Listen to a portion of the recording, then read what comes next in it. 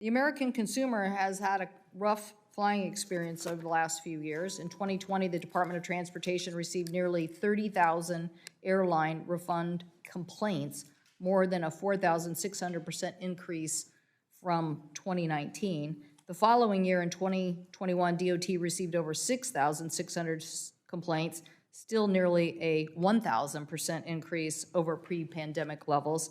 And last November, by 2022, U.S. consumers' complaints were already 603% higher than in November of 2019. And then we had a massive disruption that left nearly 2 million Southwest airline passengers delayed or stranded across the country. In these situations, the U.S. consumer is left with limited information, hardly any choices, and very little recourse. In this year's FAA reauthorization, I hope we can work together on a new passenger Bill of Rights that gets a better deal for the U.S. consumer. Consumers deserve concrete definition of significant delays or cancellations of your flight, and they deserve a very timely refund. We must take down the hurdles to getting your money back when you don't receive the service you paid for. Any travel credit, if accepted in lieu of a refund, should never expire. That's your money and should be in your bank account. We also need to have real-time, real-person communication when a system breaks down, like in the Southwest situation. That system failure left consumers stranded without any information and no one to talk to. In this kind of a massive shutdown, we need a better communication system. Second, Congress must end unfair and hidden fees known as junk fees. This is taking real money out of the pockets of Americans. We should force the rebooking fees when your flight was canceled or delayed by the airline itself and stop that practice. We should make sure that families aren't charged just for sitting next to each other at the very beginning of a flight when there are many flight options. I look forward to hearing from Bill McGee on this issue this morning. Many passengers with disabilities, especially those in wheelchairs, are cut off from their families and opportunities just because of these issues. Sarah Nelson, head of the Association of Flight Attendants, and Heather Ansley from Paralyzed Veterans of America will provide more information on this topic. We also need to address, thirdly, that Congress gave the FAA the specific task of establishing what is a minimum seat size for airlines. The FAA has failed to take action on this, and this committee should help resolve that issue.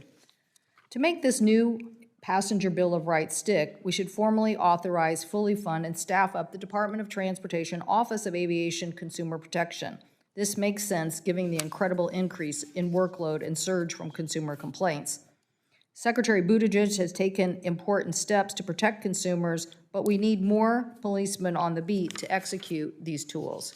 We should consider tripling the civil penalties for noncompliance, the cost of bad actors of continuing to do things. We must improve the consumer experience.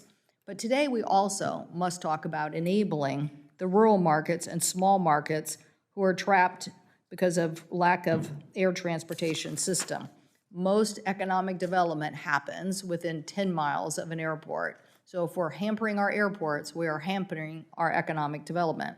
I am proud that Trent Moyers, Director of Airports at the Chelan Douglas Airport Authority, will be with us to talk about why Wenatchee, the Apple capital of the world, needs to have good air transportation. Next to the airport, Microsoft is building a 41,000 square foot data center that will employ 50 full-time employees. This is a $400 million investment that would not be possible without the airport connection to the larger Washington economy. So we have to have our communities like Wenatchee thrive, and for Wenatchee to thrive, they need good air transportation connectivity. This committee also needs to deal with this issue and help rural America have good air transportation service. With that, I'll turn it over to the ranking member for his opening statement. Senator Cruz. Thank you, Madam Chair.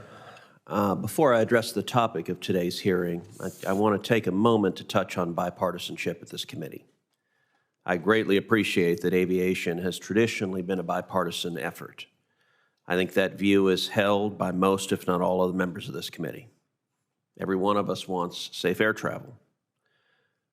We want to board a plane and know that you're safe. that the pilots, the air traffic controllers, the ground crew are highly qualified people who will safely get you and your fellow passengers to your destination. Because we all hold those basic sentiments about aviation, I have to admit I'm disappointed that today's hearing about the rights of the flying public is so one-sided.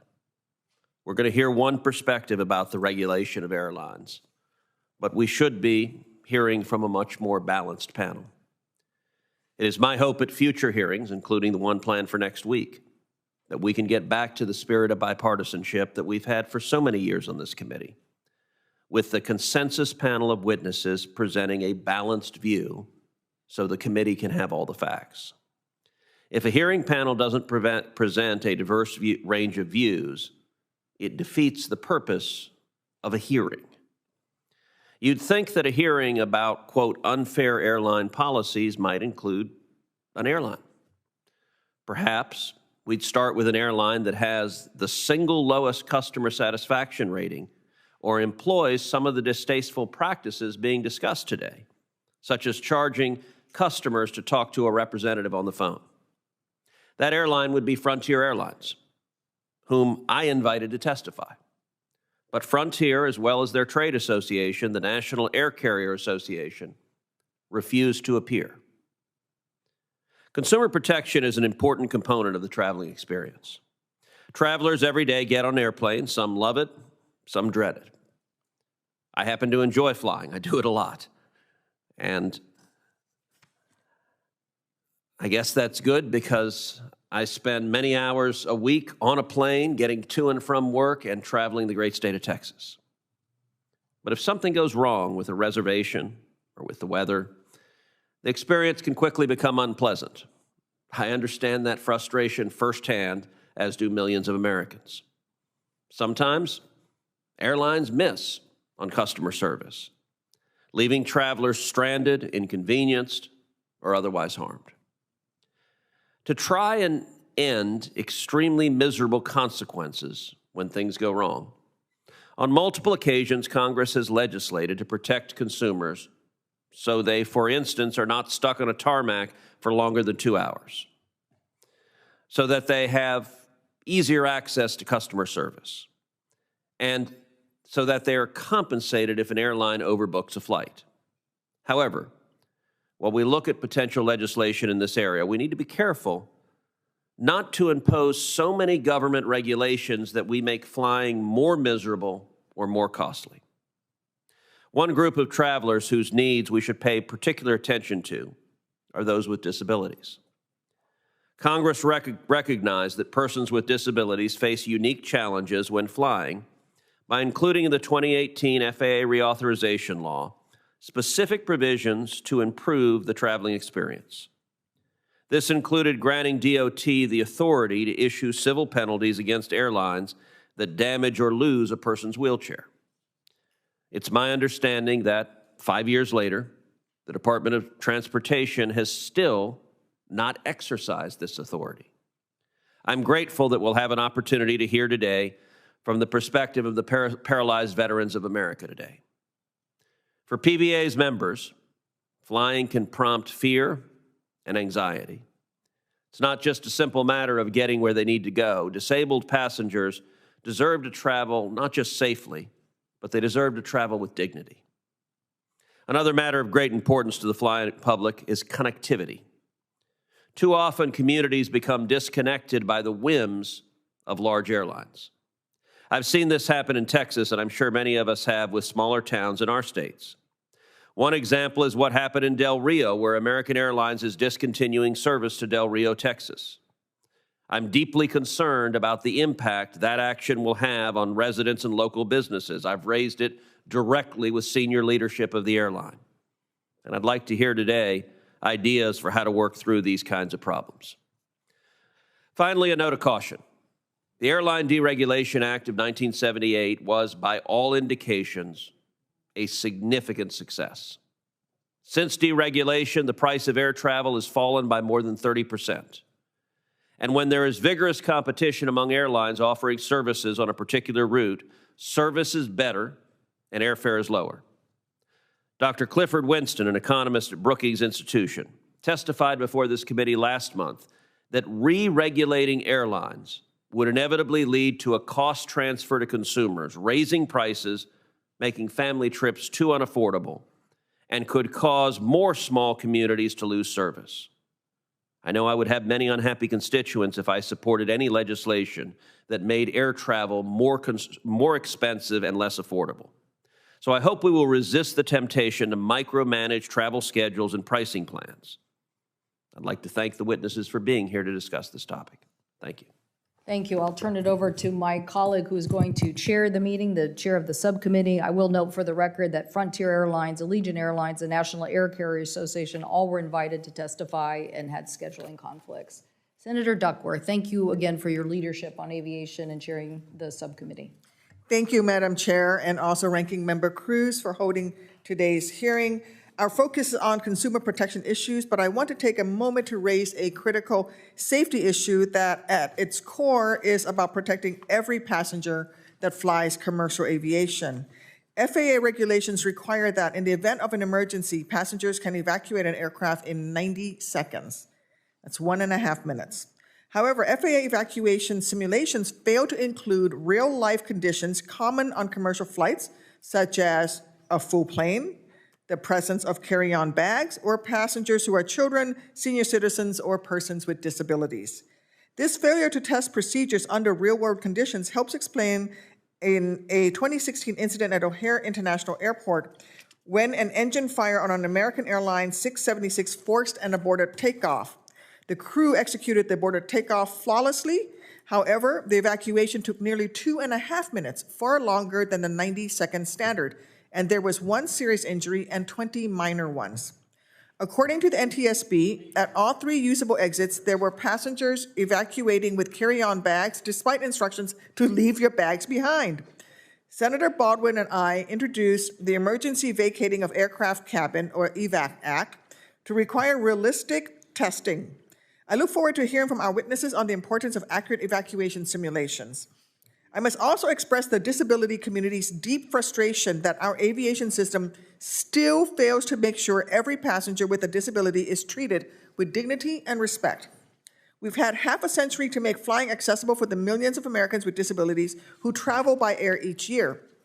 Yet, flying with a disability remains riddled with unnecessary issues that at best are frustrating and cost time and money, and at worst are demeaning and inflict harm on our customers. Don't get me started on how frequently wheelchairs get damaged in transit, a huge problem that I and many others experience far too frequently. According to the U.S. Department of Transportation, 11,389 wheelchairs and scooters were mishandled by air carriers in 2022, up from 7,239 in 2021. Too many air carriers have demonstrated that drastically reducing the rate of broken wheelchairs and assistive devices is simply not a corporate priority. And after years of failure, it's time for Congress to act. I want to thank Senator Baldwin for her leadership on the Air Carrier Access Amendments Act and urge my colleagues to include it in the FAA reauthorization. Of course, accessibility problems are not limited to after a flight touches down. We should empower consumers and airline employees alike with easy access to clear information that enables one to determine whether a specific flight accommodates a certain wheelchair model or mobility aid. We must also ensure passengers with disabilities can sit with their companions who provide assistance and require airports and air carriers and airport websites and mobile apps to be fully accessible. It's bad enough that certain carriers are making it harder to reach a live customer service agent by phone, but for customers that can't use a mouse or touch screen, an inaccessible website could leave you literally stranded when there are massive delays. I'm working on legislation that would require the DOT to examine air carrier and airport websites and mobile apps to determine if they are accessible and issue civil penalties against those that are not. And when mistakes happen and passengers with disabilities file a complaint with the Department of Transportation, these customers deserve transparency on whether their complaint was resolved. Senator Fisher and I introduced a Prioritizing Accountability and Accessibility for Aviation Consumers Act to require DOT to begin publishing a detailed annual report on how quickly and effectively these consumer complaints are resolved. Before yielding, I want to thank the chair for including the needs of regional airport passengers in today's hearings. This past weekend, I was in Collinsville, Illinois, meeting with the directors of several of our regional airports from across our state. It will come as no surprise to anyone here when I tell you they need our help at the regional airports. These airports are an economic lifeline to the residents and businesses they serve all across our great nation, and we need to ensure that they have what they need to keep commercial air service available and accessible in their communities. I look forward to hearing from our witnesses on this. With that, Madam Chair, I yield back. Okay. I will reserve time for the ranking member Moran when he comes up back. He does come to do his opening statements. At this time, I would like to introduce our witnesses prior to recognizing for their statements.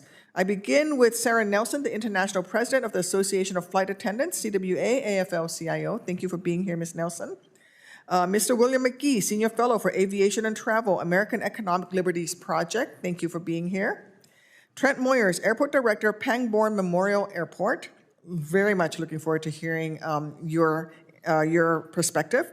Diana Moss, President of the American Antitrust Institute. Thank you for being here. And Heather Ansley, Associate Executive Director of Government Relations, the Paralyzed Veterans of America. We will begin with Sarah Nelson. Thank you, Chair Duckworth, Chair Cantwell, Ranking Member Cruz, who's no longer here, and Ranking Member Moran for the opportunity to testify today. As President of the Association of Flight Attendants, I am proud to represent 50,000 flight attendants at 19 airlines, ground staff and gate agents represented by our partner union, the Communications Workers of America as well. As flight attendants, our workspace is a passenger's travel space. We have a long history of fighting for consumer rights because our lives depend on addressing passengers' issues too. Since deregulation, mergers have been common and typically wreak havoc on our job security, years of service that our airlines pay, pensions, and working conditions. We believe antitrust review is critical for workers and passengers, but there has been very little limits on consolidation, and today we have only 4 airlines that control 81% of the market. Our union has direct experience with 8 mergers in the past decade, and I personally experienced more than a dozen proposed mergers, some that our union fought to block. We have never before enthusiastically endorsed a merger, but this is our position today with the proposed JetBlue-Spirit combination. We believe the pro-competition stance of this White House, together with your critical eyes as lawmakers, the outcry from consumers, and the effective work of our aviation unions led JetBlue to design a merger plan that can actually begin to correct the unchecked consolidation of the past decade. This is the anti-merger merger. First, safety and comfort. All Spirit airplanes will be reconfigured from the 28-inch seat pitch, which is the worst in the industry, to the 32-inch seat pitch, which is the best minimum standard in the industry. The result is far better ratio of gate agents and flight attendants to passengers, bigger seats, free Wi-Fi, unlimited snacks, and the option to forego all of that if the passenger chooses a lower fare. This would help to address concerns we share with Senator Duckworth about safe evacuations. We were proud to endorse the Emergency Vacating of Aircraft Cabin, EVAC Act, in the last Congress, and we look forward to the reintroduction in this Congress and for inclusion in the FAA reauthorization bill. No two-tiered employment. This merger will insource jobs currently contracted out at Spirit to make all of these aviation workers direct employees of JetBlue with higher pay and benefits. The airline will not use any contract flying with regional jets, a practice that the major airlines utilize to keep labor costs on average 45% less than mainline airlines for nearly half of the domestic flights in their network. More and better jobs. JetBlue has committed to no furloughs, no displacements, and an expedited joint contract bargaining process that will ensure flight attendants gain the benefits of the merger as soon as possible. Adding another carrier that must participate in collective bargaining to the industry's highest standards increases the rate at which workers can improve the value of our jobs, tackle economy-wide inequality, and spend more goods and services in our communities. Maintain and expand service to our communities. Combining JetBlue and Spirit creates a network that can expand service beyond what either airline can do alone. Failing to settle this case will do nothing to change today's industry dynamics, but it will ensure things stay the same. There's not a person in the country who would say that's okay. Everything the public hates about flying today would be better at the merged airline. We urge lawmakers to encourage the administration to resolve any concerns with the merger and enable workers and consumers alike to experience the benefits as soon as possible. We address many recommendations in our written testimony for safe cabin and better passenger experience. These are joint priorities with our sister union, the Association of Professional Flight Attendants, but let me close with this. With nearly 80 years of experience in heart and aviation, the members of the Association of Flight Attendants know the realities of the aircraft cabin better than anyone. We don't just serve drinks, we save lives. We don't just negotiate contracts, we move major policy issues like the smoking ban, no knives on planes, clean water, and safe food on board. The air we breathe matters, and we must ensure there's always a safe seat for even our smallest passengers. Training, rest, and adequate staffing matters as we fight fires, de-escalate conflict, revive, and breathe life. We safely usher passengers to the big business deal, the family vacation, the times of celebration, times of grief, and times of battle. We are aviation's first responders, and we are the last line of defense in aviation security. We are the first impression and the smile of aviation connecting the people of our nations. Aviation has a long history of collaboration among government, industry, unions, scientists, and consumers. This collaboration and careful approach to layered safety, security, health, and inclusion has built the safest mode of transportation, the backbone of the American economy, and the access that we enjoy around the world. We look forward to working with this committee to our continued shared responsibility. Fly with us, make progress with us. We are stronger and better together. Thank you. Thank you, Ms. Nelson. And I do want to apologize for not recognizing previously the Honorable Jeff Shane. Thank you for your service as a former Undersecretary at the Department of Transportation. Welcome. I will now recognize Mr. Moyers for his statement. Thank you. Thank you, Chair Cantwell, Ranking Member Cruz, Chair Duckworth, and Ranking Member Moran for the opportunity to testify. My name is Trent Moyers. I'm the director of the Pangborn Memorial Airport in Wenatchee, Washington. While I don't speak for the hundreds of airports and communities who are facing air service challenges, I believe our experience in central Washington's Wenatchee Valley is an example of the impacts felt by airports nationwide. Commercial air service began in Wenatchee in 1945. Fast forward to 2019, and we had a record year for enplanements, with more than 64,000 passengers departing from our airport. As the reality of the pandemic took hold in 2020, that number dropped to 27,000, while passenger numbers rose to 48,000 the next year in 21. Last year, enplanements fell again to 35,000. Today, service in Wenatchee and many small airports has not returned to pre-pandemic levels, largely due to a lack of airline capacity.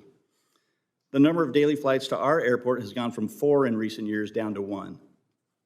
The post-pandemic recovery of air service continues to be challenging in Wenatchee, but we know we're not alone. Today, 76% of airports have less air service than before the pandemic. 14 U.S. airports have lost all commercial air service, and 53 airports, like ours, have lost over half of their flights. The Wenatchee Valley is known proudly as the apple capital of the world and is home to a population of approximately 120,000.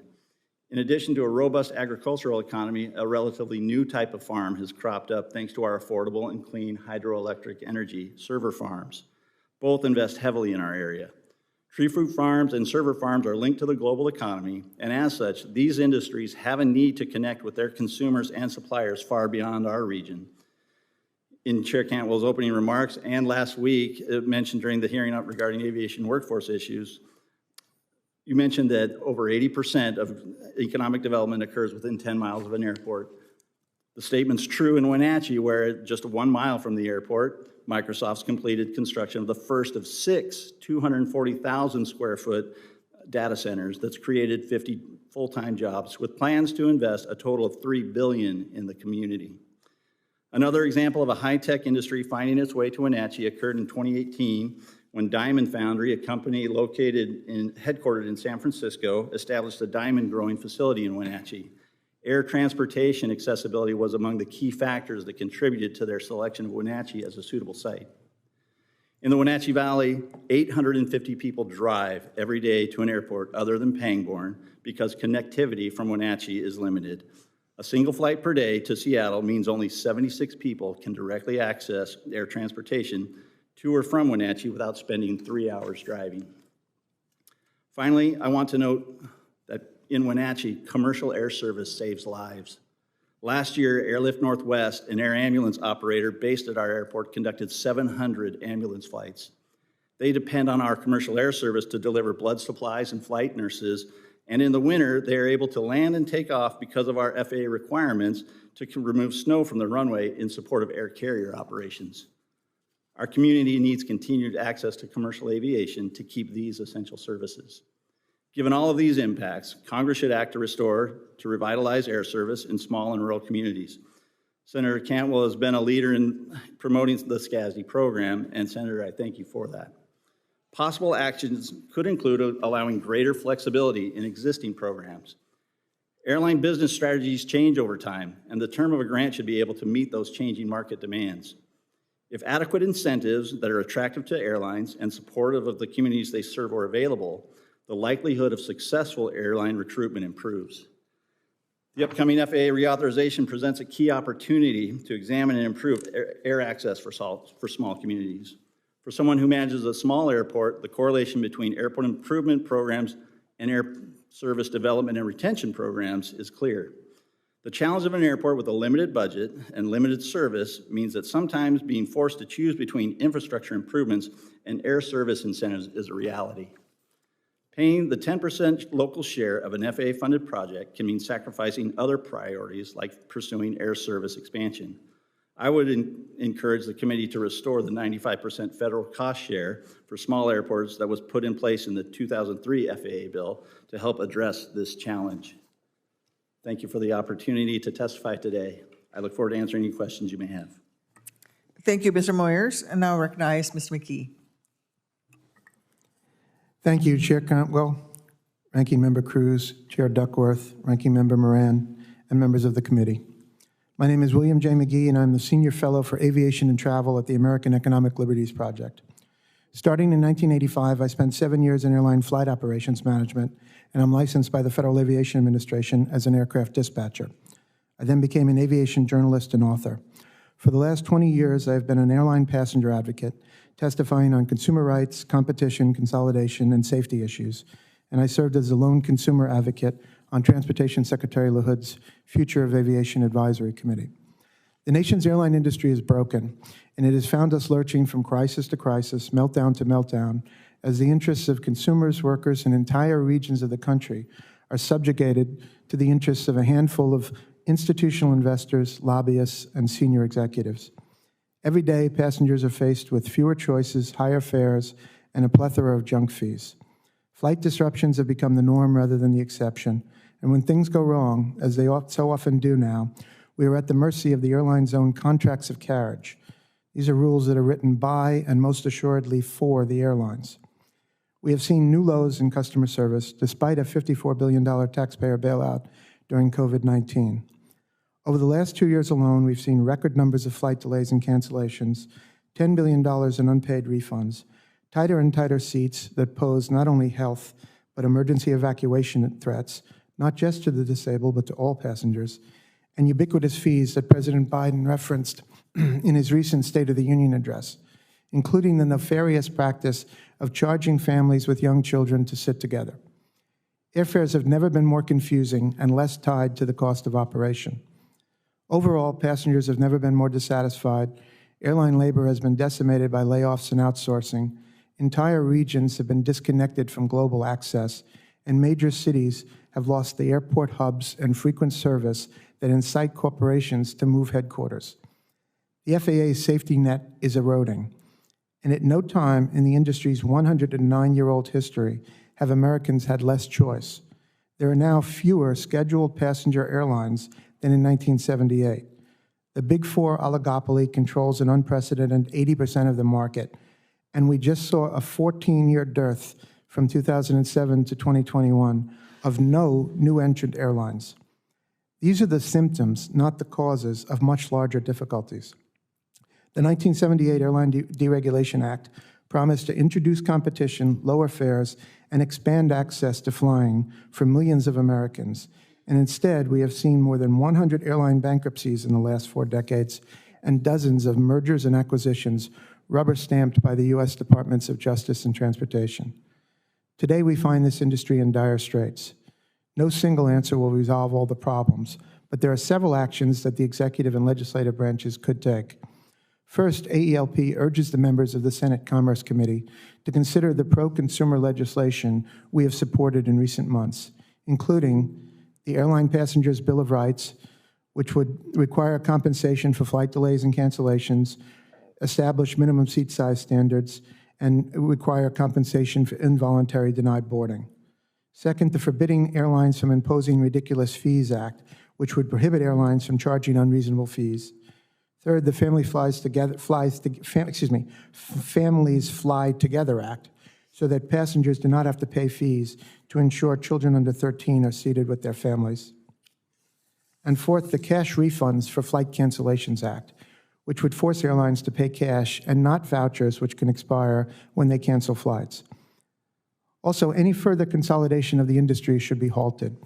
AELP opposes the proposed merger of JetBlue and Spirit, and we applaud the Departments of Justice and Transportation for opposing this harmful acquisition. Third, the Airline Deregulation Act included a federal preemption clause, which allows Congress and the U.S. Department of Transportation the only authority to oversee the airlines.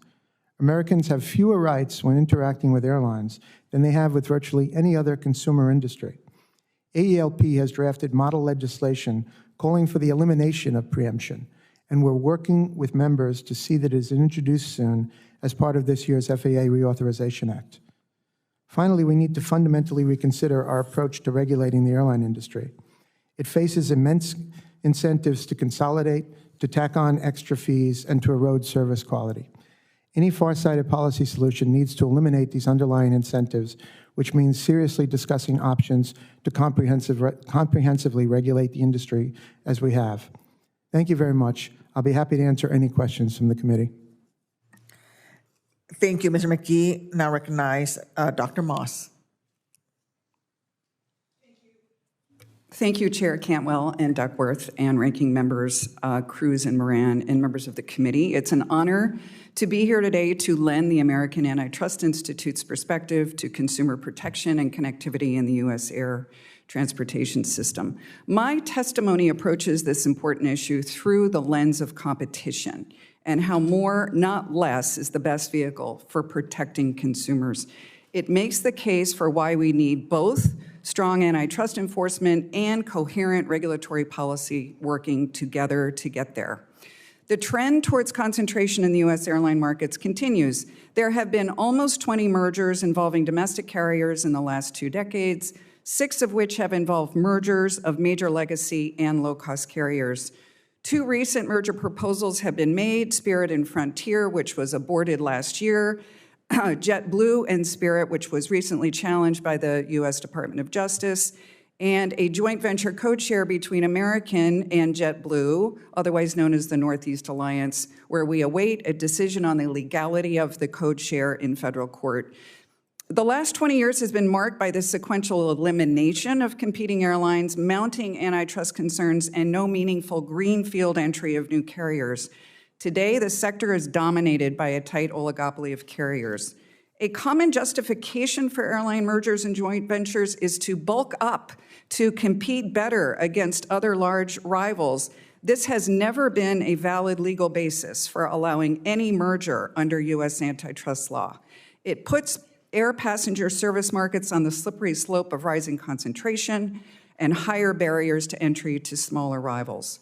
Recent proposals would further erode competition to the detriment of consumers. My written testimony addresses the 4 major following issues. First, a loss of competition in passenger markets affects airfares and ancillary fees, but it also affects quality of service. As an important non-price dimension of competition, quality has only recently gained attention, but more is needed on how consolidation reduces competitive pressures for carriers to maintain and enhance quality. This includes metrics such as on-time performance, minimization of delays and cancellations, minimization of consumer complaints, and transparency in airfare distribution. Second, airline consolidation is unlikely to produce enhanced connectivity for travelers. Airlines often promise enhanced connectivity, such as new or more frequent service offerings on combined networks, but analysis shows that these claims do not always materialize. In fact, some mergers actually create inefficiencies. Third, competition is essential for consumer choice and the stability and resiliency of the passenger air system. Consolidation threatens diversity of carriers to serve, for example, consumers who are price sensitive and for whom bundled fare fee, low-cost models are ideal. A less competitive air transportation system is less likely to withstand shocks such as pandemic and extreme weather, or to recover quickly from them. Finally, promoting competition and protecting consumers requires strong antitrust enforcement and coordinated regulatory oversight. While antitrust enforcement in the airline industry appears to be on the uptick, regulatory policy has lagged behind. AAI has advocated for major regulatory overhauls at DOT to create coherent competition policy that bootstraps stronger enforcement. This includes revisiting DOT's policy approach to approving joint ventures and granting immunity. Immunized joint ventures not only affect competition on international routes, but also on behind-the-gateway routes to smaller domestic destinations. Another priority should be to redesign the FAA's slot allocation program to more efficiently allocate takeoff and landing slots at congested airports. Slots are critical for smaller and newer carriers to enter markets to serve smaller destinations. Common use gates at airports are also a potential tool for promoting competition and spurring entry by smaller rivals. Finally, further consolidation could well result in the loss of important hubs that provide consumers with access to air transportation. Past mergers have resulted in the de-hubbing of important parts of the U.S., such as the Midwest, with the loss of Memphis, Cleveland, and St. Louis. It is vital that service to smaller communities be maintained as part of a competitive air system. AAI appreciates the opportunity to testify at this important hearing, and I look forward to your questions. Thank you, Dr. Moss. And I'll recognize from PVA, Ms. Ansley. Thank you, Chair Cantwell, Ranking Member Cruz, Chair Duckworth, and Ranking Member Moran, and members of the committee. Paralyzed Veterans of America thanks you for holding this important hearing to consider the experience of air travel passengers in the development of the next FAA reauthorization. The Air Carrier Access Act, or ACAA, was signed nearly 40 years ago and prohibits disability-based discrimination in air travel. Unfortunately, the air travel experience of passengers with disabilities, particularly for those who use wheelchairs, is at best frustrating and at worst, it's unsafe. PVA's president, Charles Brown, fractured his tailbone in 2019 when he was dropped in the aircraft boarding process. As a result of his injuries, he spent months in a VA medical center. He's lucky to be alive. Unfortunately, his story is not unique. Multiple disability organizations led by PVA conducted a survey following the 35th anniversary of the air carrier law. Many wheelchair users reported that the narrow aisle chairs they must use to board into plane are difficult or unsafe to use. In fact, 16% of respondents reported having been dropped, just like Mr. Brown, and 23% reported having been injured in the process. Nearly 70% of wheelchair and scooter users reporting having their device damaged by an airline. Furthermore, almost 56% said that their device had been delayed and 17% reported it had been lost. When problems occur, passengers have few options. Although the last FAA reauthorization allowed the Department of Transportation to assess triple the amount of the allowable fine for wheelchair damage or injury to a passenger with a disability, the department has yet to assess any fines under this provision. Despite a significant focus in the last reauthorization on improving the safety and dignity of passengers with disabilities, the needle has barely moved. In fact, the percentage of wheelchairs and scooters mishandled in 2022 was the same percent as those lost, damaged, or delayed in 2019. Unlike trains, buses, and other transportation vehicles regulated by the Americans with Disabilities Act, aircraft have very few, if any, features to facilitate access by passengers with disabilities. There's no guaranteed path of travel to allow a wheelchair user to board the plane. There's no designated wheelchair securement area for them to fly while seated in their device, no accessible lavatory on the vast majority of single-aisle aircraft, and limited or no communications accessible to those who are deaf or blind.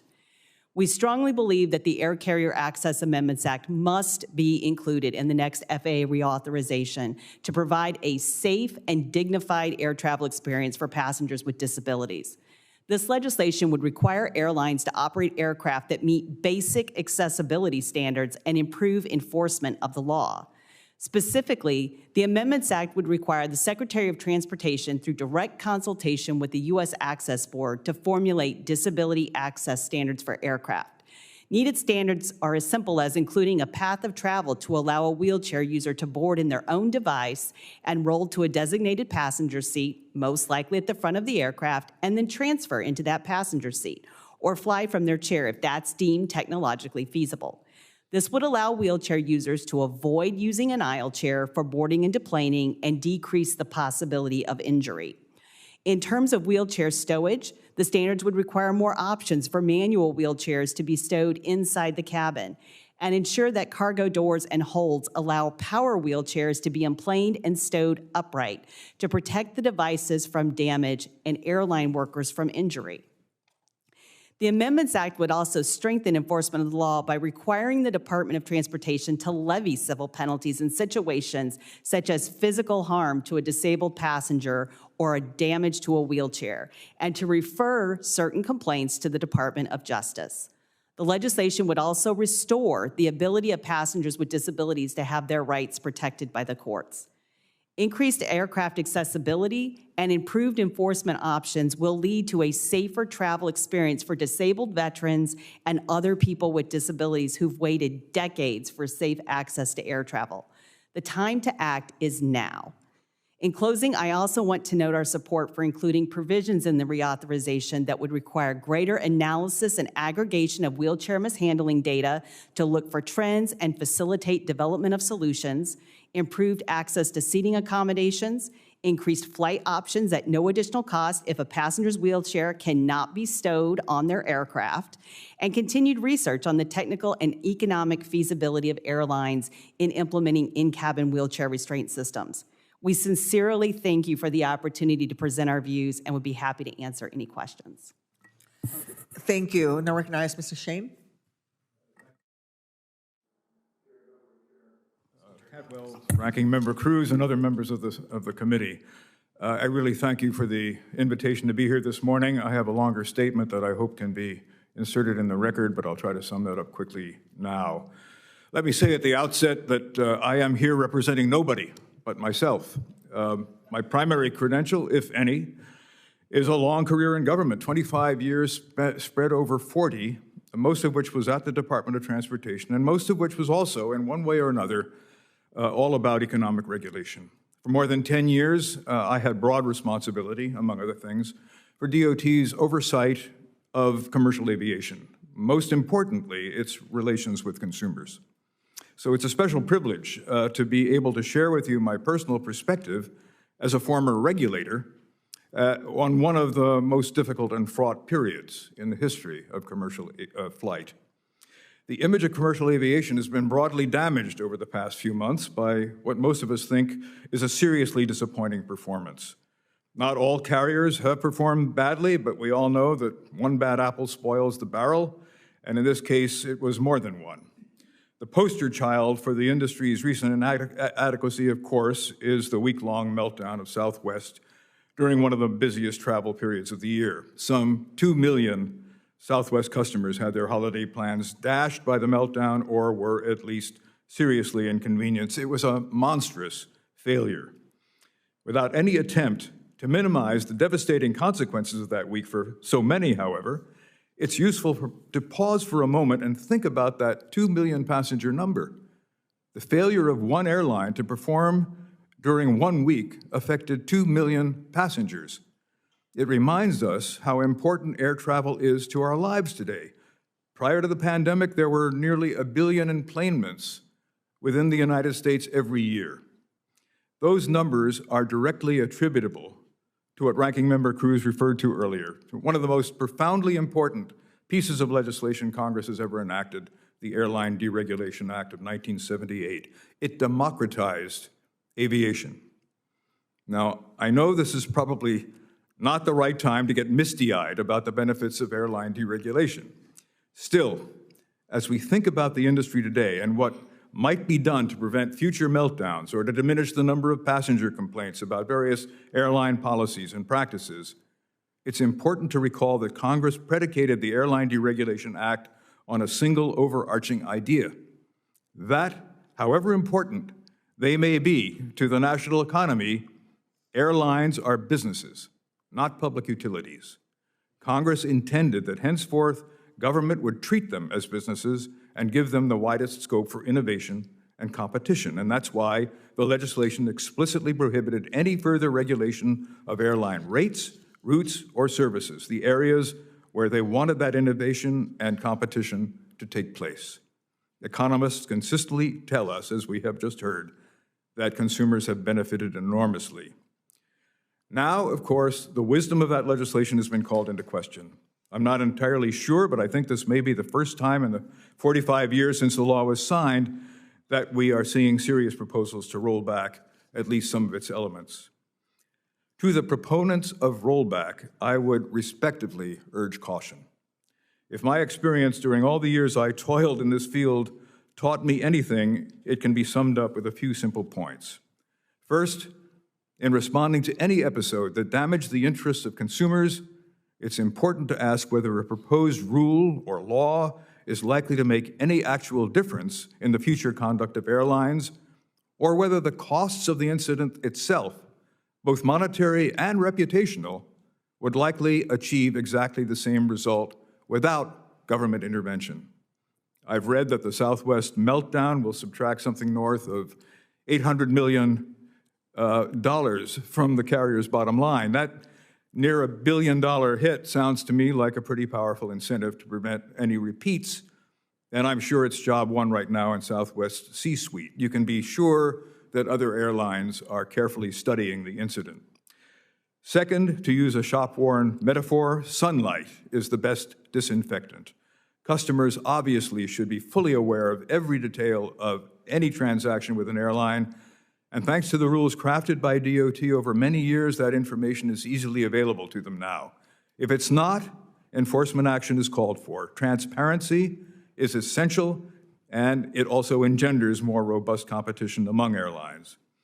Finally, in a dynamic, rapidly evolving industry like air transportation, prescribing a one-size-fits-all solution to any perceived problem in airline conduct has the unfortunate consequence of homogenizing the business, making it look more like a commodity, and thereby sapping much of its competitive energy and its scope for innovation. I will stop there, and I look forward to your questions. Thank you. I now recognize myself for the first round of questions. I know today's hearing is on consumer issues, so I want to start by talking about consumer safety. Senator Baldwin and I introduced emergency vacating of the Aircraft Cabin Act, the AVAC Act, to require the FAA to establish evacuation standards that take real-life conditions like the presence of carry-on bags, children, seniors and passengers with disabilities into account. Ms. Nelson, if I could just have a quick yes or no to the following three questions, I'll give you time to elaborate afterwards. First, have you ever been on a flight where there were no carry-on bags? No. Have you ever been on a flight, or what percentage of flights that you worked did not have children under the age of 18, seniors over the age of 60, or persons with disabilities? 0%. Do you think FAA simulation testing is effective? No. Thank you. Now, can you briefly explain why it is so important for the FAA to conduct simulation tests with real-life conditions? And I just want to start by saying that the FAA's current way of doing it is to take a fuselage, put 60 people on it, nobody over the age of 60, nobody under the age of 18, no carry-on bags, and no disabilities, and they say they can evacuate, that simulates a real condition. So can you speak to why it's important to actually simulate real-life conditions? Yes, thank you so much for the question.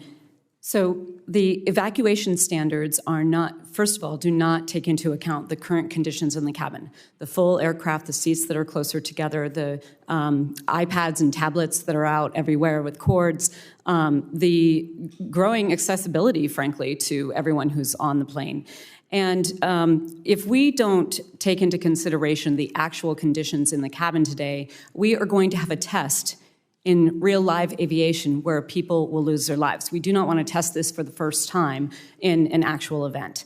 So we need to take into consideration there are different issues that can be brought into the simulation of whether or not an aircraft can be evacuated in that amount of time. There has been concern in the past about utilizing children and elderly people and people with disabilities in the evacuation tests themselves, but those can be entered into the simulation process and at least considered. We should also be considering fumes in the cabin and any other obstructed objects and the issue of carry-on bags. None of that is considered in the evacuation certification process right now, and that is why your bill is so critically important to determine what the actual conditions are today in the cabin and how we can safely evacuate people in an emergency. Thank you. We certainly test the safety of automobiles with crash test dummies to simulate babies in car seats and people with disabilities. So certainly you can introduce human analogous dummies into the process. Thank you. Agreed. Last year, my friend, former Congressman Jim Langevin, was attempting to lead a House Armed Services Committee congressional delegation when Lufthansa refused to allow him to board because its employees at the gate were confused about whether his wheelchair battery was allowed on the flight. It did not matter that the United States Navy had already confirmed with the airline before the trip that his wheelchair specifications were permissible. And confusion isn't just limited to batteries. It can also be about something as simple as what size wheelchairs can fit on which kind of plane due to varying cargo capacity. This is incredibly frustrating and frankly unnecessary. It was my friend and hero, the late Judy Heumann, who brought this issue to my attention. I am writing a provision for FAA reauthorization inspired by Judy that would require carriers to provide passengers with disabilities basic transparency and information. Ms. Ansley, if airlines were required to post basic information on their websites and apps like the size of their cargo holds, where both passengers and gate agents could easily reference it, would that help minimize confusion and make travel more predictable for passengers with mobility aids? Thank you for the question, Chair Duckworth. It certainly would help to provide customers with more information about the experience that they're going to have during flight. Judy Heumann was a great friend to all of us, and I have had the privilege of advocating with her because she had so many issues traveling the world by using her wheelchair. And having the opportunity to know not only how, what aircraft her device would fit on safely, but also, quite frankly, working toward the goal of being able to just simply fly from your wheelchair would be a great opportunity to solve those issues. Thank you. Is the disability community satisfied with the current level of accessibility at our nation's airports? Do you think more needs to be done in terms of elevators, ramps, accessible restrooms, that kind of thing? Yes, more does need to be done in the airport context to improve accessibility. We hear a lot about charging stations at gates not being accessible to people who use wheelchairs, announcements that folks can't hear, counters that are not at correct heights, the accessible restrooms that everybody seems to like to go in with their luggage that require people with wheelchairs to wait until they're available. There's still more that can be done, and we hope that airports will be even more proactive in increasing access. Thank you.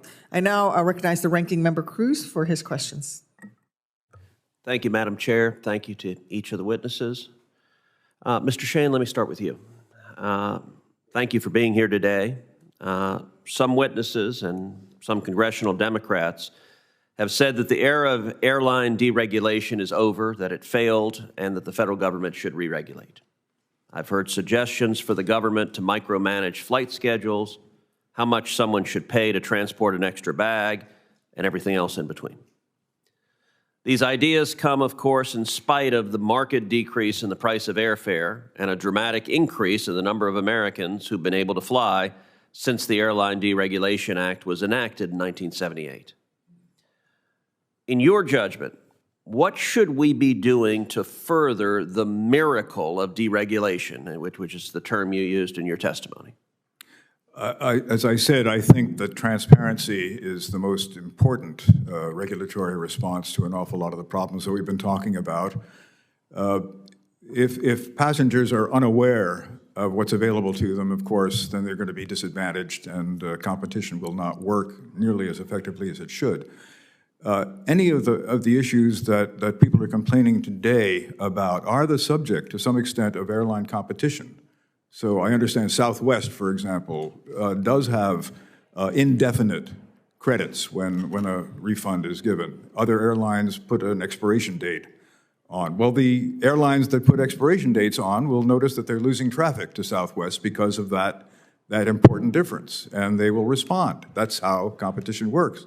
So I think the Department of Transportation's emphasis on making as much transparency as possible available to passengers has been a very important benefit. Airlines have become, if I can just finish with one thought, incredible competitors. Notwithstanding what we've heard this morning, they, like all competitors, want to compete with each other on the basis of product differentiation. It's very difficult in the airline business to actually tell passengers what makes you different from your competitor. That's why some of the suggestions that airlines be required, for example, to market through all platforms are so antithetical to the very concept of deregulation. You're forcing airlines to transact with companies they may or may not choose to transact with because they can't show their consumers the rich content that they would like to. If you're investing hundreds of millions of dollars in your interiors, in your connectivity, in the speed with which people can check in, all of these amenities, passengers need to know about that. That's what makes competition work. And that's what encourages airlines to keep upping their game. So the idea, as I said, of creating a one-size-fits-all solution to any of these problems is really antithetical to the benefits that consumers have enjoyed thus far through deregulation. I would seriously caution against doing that. We just don't want to go back there.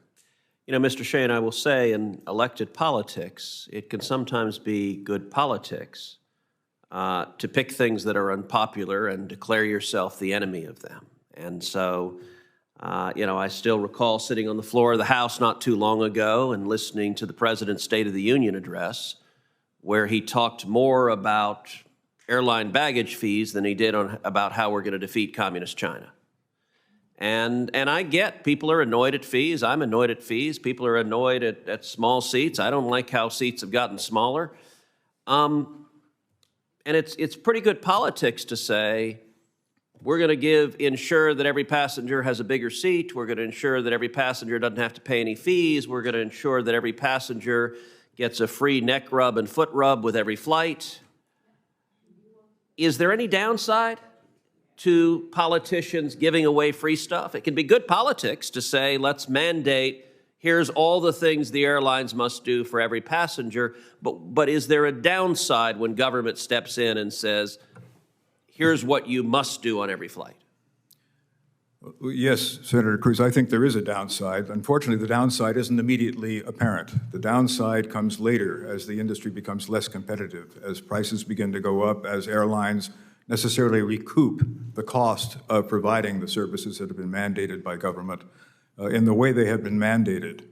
The real objection to a lot of the responses I've seen to concerns about the way airlines perform is that you can't be an airline manager if you're in government. I mean, you just don't know enough. And just because time is expiring, Ms. Ansley, I want to ask you a question as well. Thank you for your testimony and a very important testimony. What action should Congress take to make clear to the Department of Transportation that they should take the law and congressional intent seriously to protect passengers with disabilities and to get them to enforce the laws that are on the books? Thank you for that question. We support efforts that would require the Department of Transportation to use the civil penalties it has at its disclosure. It does not use those opportunities sufficiently, in our opinion, and we think that in the Air Carrier Access Amendment Act, there are a list of areas where we feel like we shouldn't be talking about whether or not we should have a civil penalty if there is a violation, if you harm someone, if you destroy their wheelchair. I would hope that we would all agree those are a time when we should have a penalty that is put into place, and quite frankly, that those cases would be referred over to the Department of Justice, just like we have in all other forms of transportation because of the Americans with Disabilities Act. Thank you. Recognize Senator Hester. Thank you, Madam Chair, and I want to thank Senator Klobuchar for allowing me to ask questions. I appreciate all the folks who testified today. I was watching you online before I got here, and I appreciate all your testimony. I was not going to talk about deregulation, but what the hell, we might as well touch on it a little bit. I think one of the problems here is we talk about deregulation from a standpoint of where people live, and lots of people live. And it works pretty damn well if you've got a big population base. But if you don't have a big population base, I'll give you an example. And I agree with most of what you said, Mr. Shane, but here's one of the problems. Southwest Airlines takes credits forever. One of the other airlines that serve me does not. I got to drive 5 hours to get to a Southwest flight. I got to drive 5 hours, okay? That's not really something that works, okay? So what I'm saying is I believe in free market and capitalism. I'm going to tell you, when it costs me 3 times as much to fly from Montana to Washington, D.C. as it does from Dulles to Europe, there's something nuts about that. Unless those engines don't work as well on Montana Air. You know, maybe they use more fuel. I don't know. I haven't been able to figure that out. But I would just tell you that it works really well if you live in a hub and you're in a population center. But if you're not, you're paying through the nose. You're paying through the nose, and you have less service today than you had before 1978. And I say that from a Great Falls, Montana perspective. And that's not to say that deregulation was bad. It just doesn't work as well as everybody think it does in rural areas. And that's where I get to you, Mr. Moyers. I want to ask you a little bit about when airlines pull service, do they tell you why? Thank you for the question. I've had negotiations with airlines that have wanted to start service and then they've actually failed and not come into the market.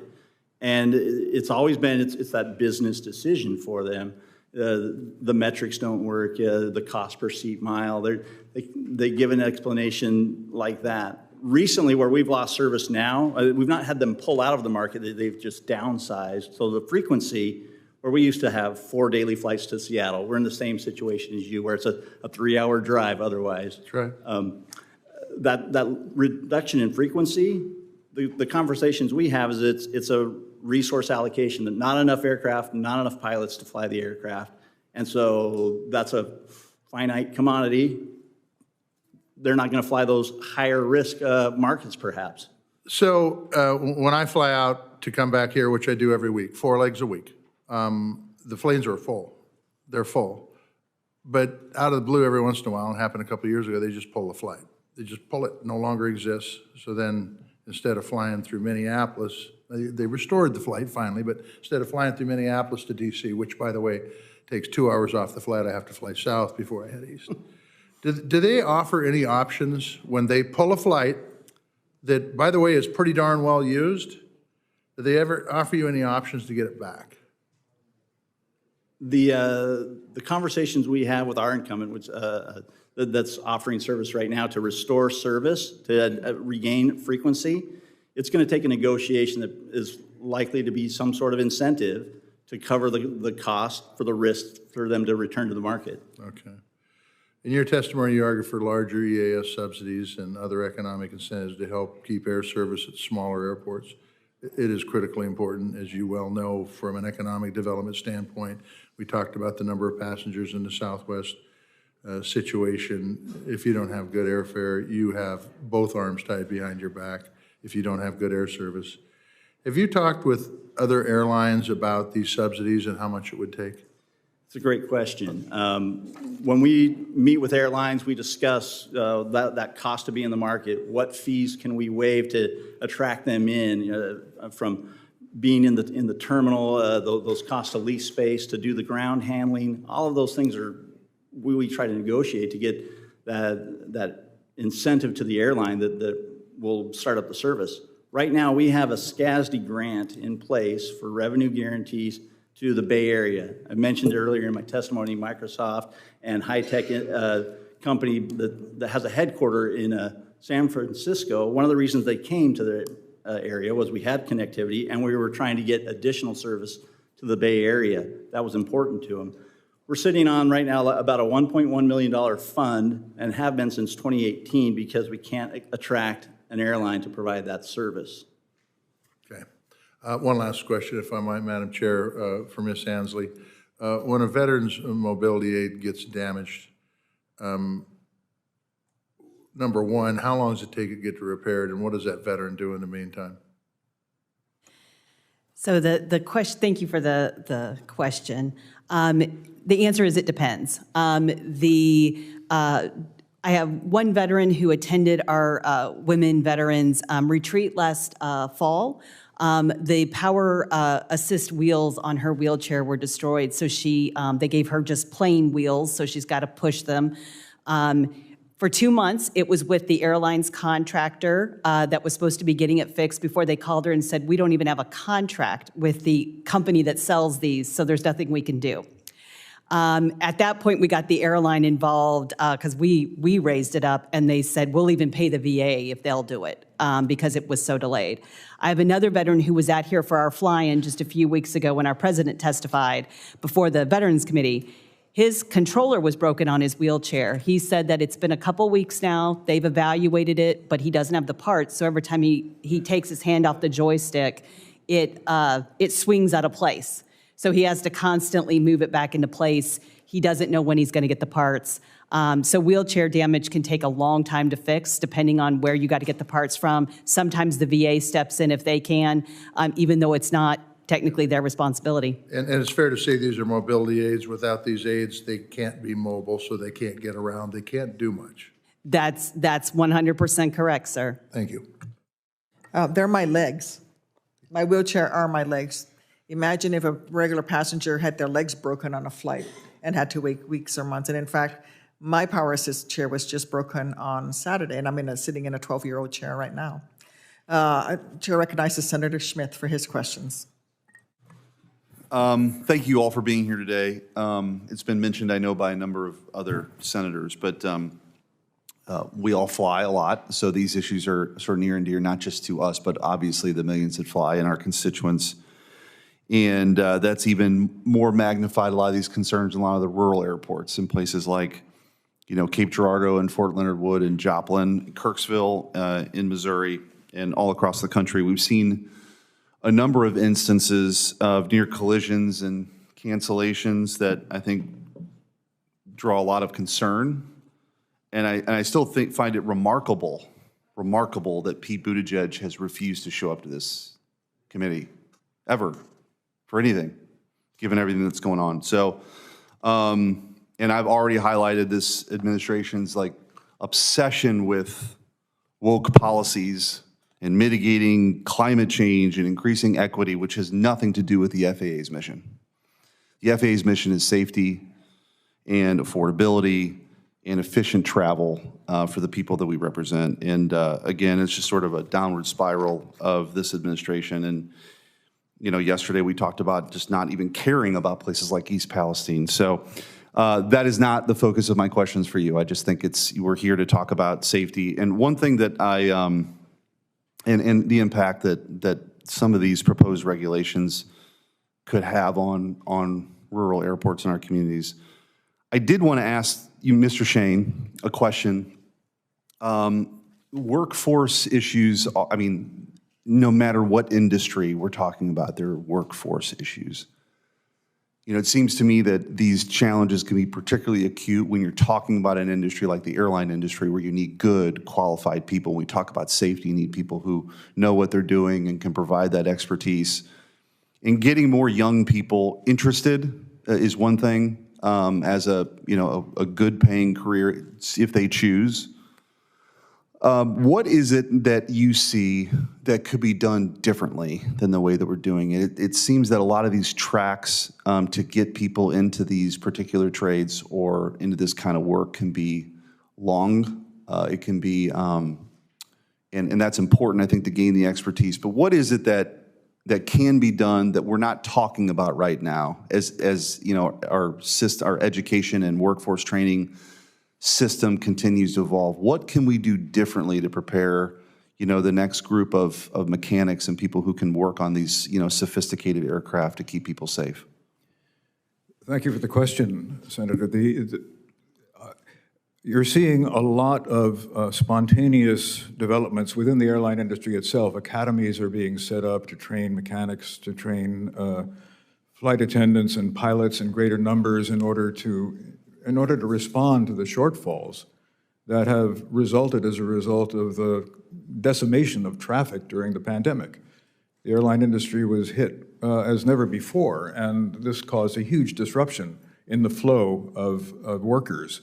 So there's that element within the industry itself. I think there are government programs that encourage young people to come into the industry, internships and that sort of thing. I'm not entirely familiar with all of those. When you look at pilots in particular, this has become a critical problem for the industry, and by the way, a critical problem for smaller communities, because this shortfall in pilots is hitting the smaller carriers harder than the larger ones. In fact, the larger ones are purloining pilots from the smaller ones more and more, which is really, it's affected the Essential Air Services program, as you probably know, and made it much more difficult for DOT to keep the subsidized service going in the way that they want to, in the way that they must. One of the, I hate to say it, but one of the real problems, and I say this with enormous respect for the families of the Colgan victims, the 1,500-hour rule for training pilots has really become an impediment to replenishing the pilot workforce. And I am not a pilot, and I don't speak firsthand on this issue, but I know an awful lot of people who do, who really do claim that expertise, and I have heard consistently that the 1,500-hour rule doesn't have any relevance to the actual performance of a pilot. It had nothing to do with the crash of the Colgan airline. And I mean, those pilots had been more than 1,500 hours each, so it was irrelevant to the cause of that crash. But it has just become, I mean, it's a law, and so nobody can do anything about it unless the law is changed. But it really is an impediment that I think should be re-examined. Not because there's no impact on safety of re-examining it if you have sensible approaches to the training of pilots. The 1,500-hour rule, I think, simply departs from that. Let me just have a very quick follow-up, which is, in these partnerships that you're seeing in the airline industry, what is it that you think is most effective? Are these private, like, academies that are being created or could be created in the airline industry itself, or is it partnerships with community colleges? What is, just in your opinion, what has been the most effective that you've seen? I think when the airline companies themselves create their own academies and invite people in and assist them in getting through the educational process, which otherwise is very, very expensive, there's a loyalty there, there's a steady flow, there's a solid job ahead. It provides an awful lot of comfort to the candidates themselves and those who make it. Some wash out, of course, but those who make it are likely to be loyal and long-term employees for the industry. So I happen to favor that approach. But there are also third-party academies all over the country that have been there for years, and they work as well. The issue, of course, is what does it take for a pilot in particular to actually qualify today? And it's become very expensive and, in my judgment, unnecessarily so. Thank you. Thank you, Madam Chair. Thank you. Mrs. Shane, I could not disagree with you more on the 1,500-hour rule.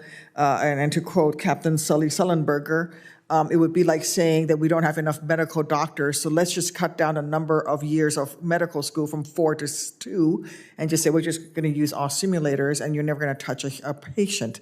That is not the safe way to move forward. I'd like to go ahead and recognize Senator Klobuchar. All right, thank you, Madam Chair. I'm excited about this hearing. I know many of you, so it's good to see you. I will note that when Senator Tester was talking about the Minneapolis-St. Paul Airport, I agree with him on the cost of these tickets, but I will say he had a great time because it was just voted for the second year in a row as the best airport in North America.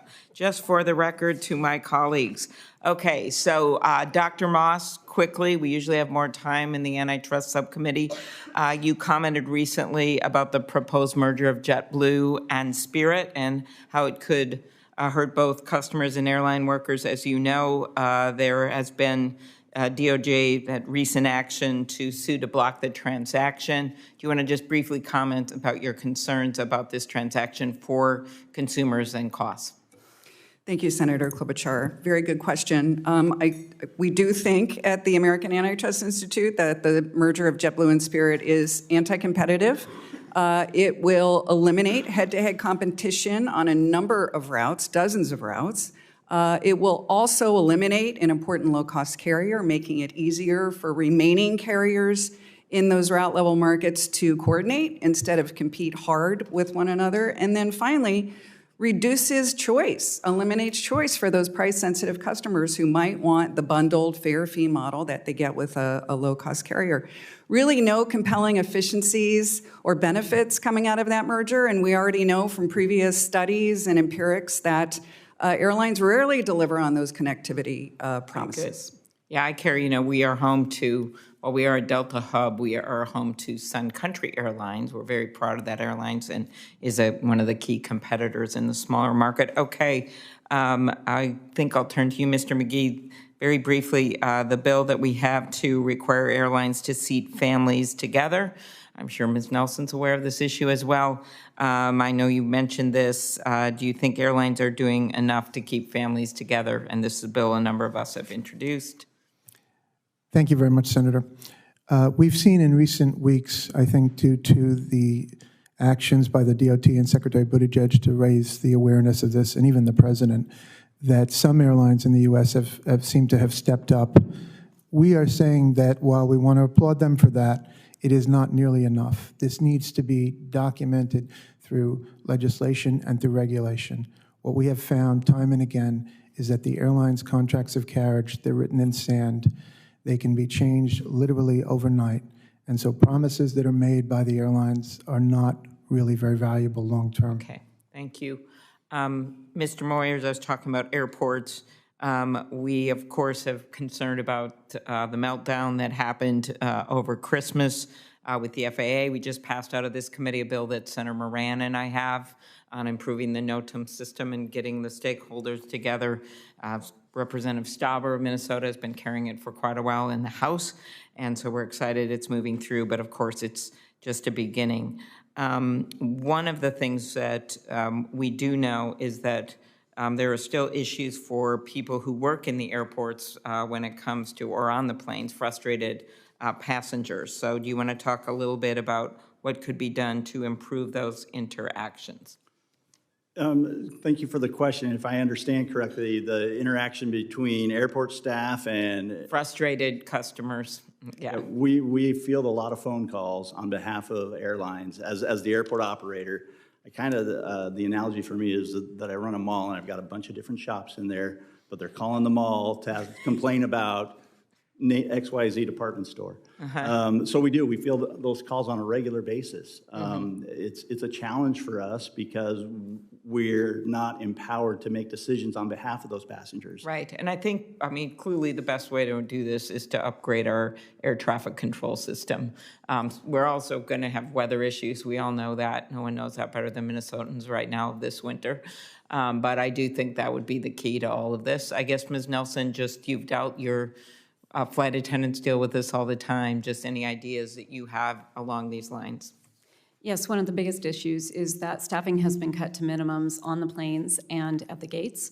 It's much harder when we have fewer airline employees to be able to address passengers' issues and resolve their problems. And it's much harder to stop that aggravation from getting on the plane, which then can lead to a violent event on the plane as well. So we have serious concerns about this. There's been cost-cutting everywhere, increasing staff and awareness and interaction between the airlines and the airports is very important. My last thing, just back to you, Mr. Moore, is small airports. We have a lot of them. I think every member of this committee, looking over there at Mr. Welch, Senator Welch with Vermont and Senator Vance, Ohio, we all care about these smaller airports. Could you talk about the biggest obstacle in attracting new air service at a small airport? Any ideas on that? And I'll quickly. Thank you. It's a great question. We try to recruit and attract new air service on a regular basis. We have folks on retainer that is their focus is air service development.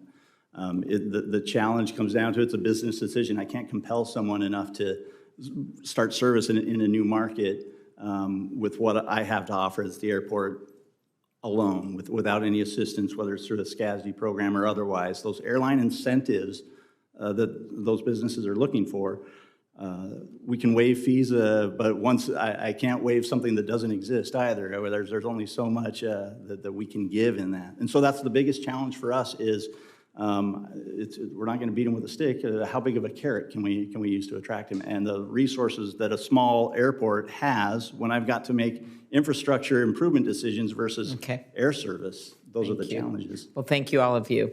Thanks. Thank you. Senator Vance?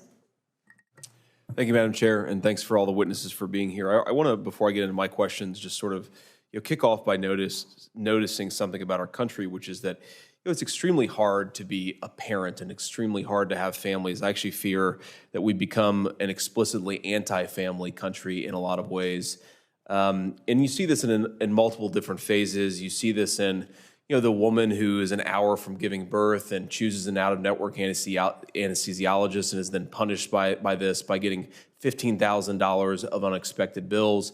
And when I think about this as a father after the baby comes, there's maybe no more miserable experience than flying with young children in this country. And I say that not to blame any of you or any of the groups that you represent, but to highlight just how difficult we have made it for young families to survive and to thrive in this country. And I want to sort of set that up by asking Ms. Nelson a few questions about a policy change that's been advocated to, in my view, make it more miserable to fly with young infants, which would basically make it impossible for lap infants, for parents to bring their babies and toddlers on the plane with them sitting in their laps. That strikes me as another thing that's going to make life unwelcome on airplanes for children. And I want to just start by asking, I know this very personally. I've had very many babies, some screaming, some not screaming, on many flights in my life with my kids, all of whom are under the age of 6. For decades, parents have been flying with babies on their laps. They have been doing it in safety. Why are we proposing this change that would make it impossible for parents to fly with babies and toddlers on their laps now? Thank you for the question. This is actually more than a 30-year priority for our union ever since the Sioux City crash of 1989 when one infant was killed and the other 3 were injured. And the flight attendants were giving them instructions about how to prepare to keep their child safe. And in our manuals was an instruction to wrap them in a blanket and hold them on the ground. Well, there's no way to hang, even the most loving mother and father cannot hang on to an infant in that situation. So we have been proposing this ever since that time, that just like in our cars, we need to have a safe seat for the infants to sit. What I would add to that, though, too, that has changed over that time until now, is that it used to be, when I started flying, it used to be that the aircraft was half full. And there were plenty of seats, and people would bring their car seats, and they didn't pay for the ticket, but we would be able to find a seat for them, and it was the safest place for the infant to be.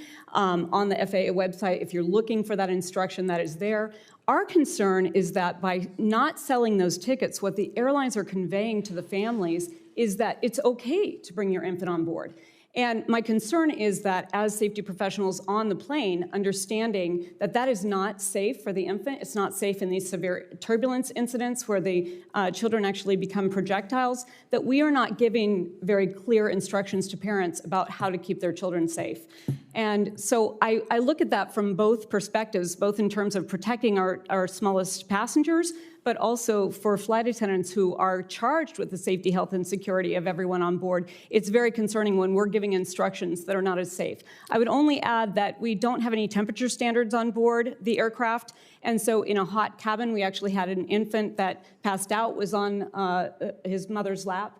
That may have contributed to it as well. And as parents are leaving the hospital, they are having to check out with the fire department or whoever about installment of those car seats. It is so enforced from the moment that you leave the hospital, Sure. but it is not enforced on our planes. And we are not giving that instruction to the families. And there's no place to go anymore because the planes are full. So I appreciate that response, Ms. Nelson. And the one thing I'd encourage your organization to do is maybe to think out how to, look, I don't think this is the right rule, but if you guys are going to advocate for this rule, maybe to fit it in with some other changes that would make things easier on parents as you're advocating for that particular approach. Because here's the thing. I mean, the difference, of course, between an automobile leaving the hospital and an airplane, there are two obvious ones that I can think of, right? One is that, look, if I take my kids from Cincinnati to visit their grandparents in San Diego, that's 5 hours. I mean, try to keep a toddler or a baby in a car seat for 5 hours. That is torture for everybody, including the baby and certainly the passengers around the baby. But the second thing, of course, is that air traffic accidents are, thankfully, thank God, so much less frequent and less common than car accidents are. And so what I worry here is that in the name of safety improvements, and I don't doubt that there are marginal safety improvements, we're actually proposing a change that would make things much, much more miserable for parents for very little marginal improvement in safety. And I want to just one final comment here, and then I'll shut up. One thing that I really worry about, and I think both Democrats and Republicans should worry about, is we have some real demographic problems in our country. American families aren't having enough children. I think there's evidence that some of the things that we're doing to parents is driving down the number of children that American families are having. In particular, there's evidence that the car seat rules that we've imposed, which of course I want kids to drive in car seats, have driven down the number of babies born in this country by over 100,000. So as we think about how to make kids safer, I think we should do it in a way that is accommodating to American families, and I encourage your organization to do that. Thank you, I appreciate that. I just want to clarify one point, and that is that the child would be required to stay in the seat for the critical phases of flight. So this is not keeping babies in a seat for 5 hours. Thank God. Okay, all right, thank you. Thank you. And I would have to say, if we really wanted to support families in this country, we would have universal childcare, we would have paid family leave, and we would certainly have universal pre-K. However, we could probably talk about working together, Senator Vance, to talk to the airlines about maybe selling a seat at half price so that families could actually afford to have a separate seat with the car seat for their children. Certainly be open to that. Thank you. Senator Welch. Thank you very much, Madam Chair, and I do agree with you. First of all, I fly a lot like all of us do. Burlington Airport is great, and I don't know how the flight attendants, the personnel there manage to keep smiling when all of us passengers are anxious and driving them crazy, but they do. It's really a tribute to the folks that are on the front lines and the baggage handlers. You know, when it's really cold, they're outside hauling the bags, and then they have to come inside to get the gate checks, and it's cold, it's warm, it's cold. So I just want to start out by expressing gratitude to the folks at the Burlington International Airport that work for the airlines and the baggage handlers and all those TSA folks that put up with anxious travelers. On behalf of all of my colleagues, thank you so much. You guys are amazing. There are issues, though, that we saw with Southwest, where there's corporate decisions that are driven by shareholder value. The airlines probably do their best to train. They nickel and dime a lot of times on staffing and on pay. And then the floor falls out from underneath, and the passengers are left without any help. And I can't imagine what the pressure is on the frontline folks in a situation like what happened with Southwest. So it really does suggest that there has to be active consumer protection, and we have to rely on the government more than we rely on the individual airlines to, at the bottom line, do the right thing. It's why I think Senator Markey's cash refund bill really makes a lot of sense. Why shouldn't it be the decision of the passenger as opposed to the convenience of the airline to determine whether they want cash back? You know, and a lot of folks, when they fly, it's not like us. We fly all the time, but they're like going to a funeral. They're going to a wedding.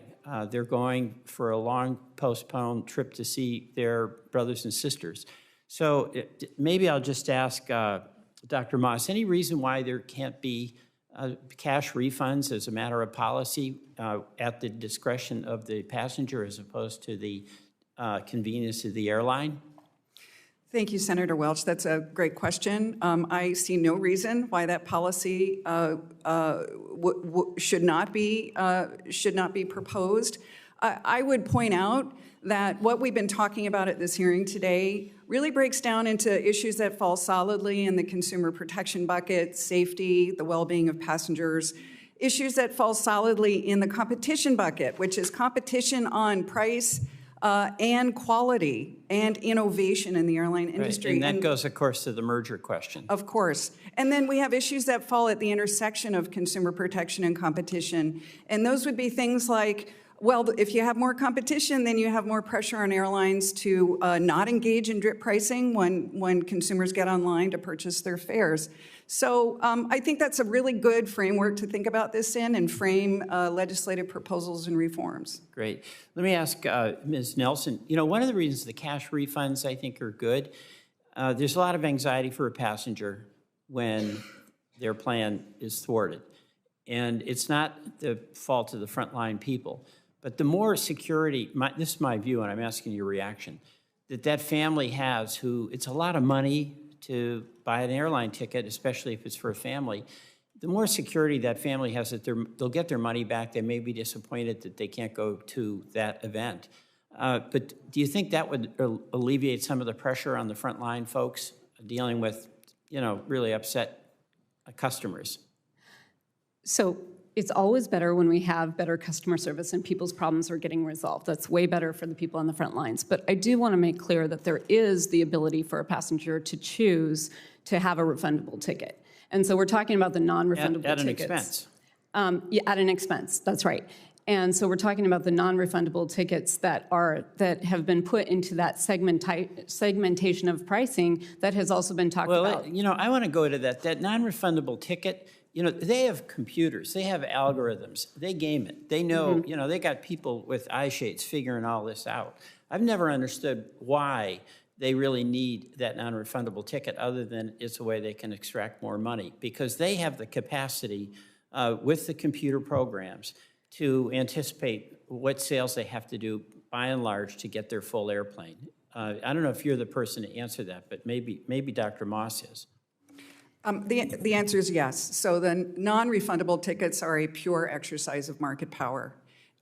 Because the airlines have market power and the ability to control how consumers behave in the airline system, they can absolutely impose those types of restrictions on them. We saw the disappearance of the non-refundable ticket during the pandemic. That's when demand fell off, when consumers were in the driver's seat and not the airlines. And I'm at the end of my time, but I just want to thank the witnesses for talking on behalf of maintaining a service in our small airports. Thank you. I yield back. Thank you, Madam Chair.